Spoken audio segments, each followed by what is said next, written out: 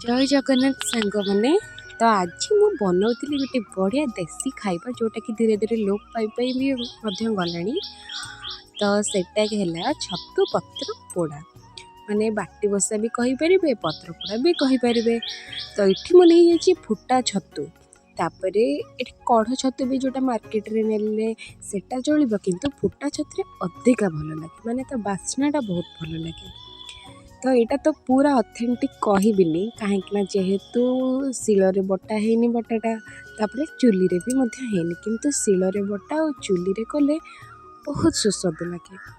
तो मुझे पियाज काटिकी नहीं जाइली तापर छतु पकेली तापर ये पकेली हलदी लुण आउ टिके अधिका करी सोरिष तेल पकई सारापर मुझे कंचा लंका और टमाटा पकईकि हल्का हाथ में 2 ରୁ 3 मिनिट जा भल गोलेबे माने जमीती कि छतु भितर मसला गुड़ाक पशिज। तो पूरा 2-3 मिनिट जाक बेसी चकटिबेनी किंतु हल्का हाथ में गोलेबे।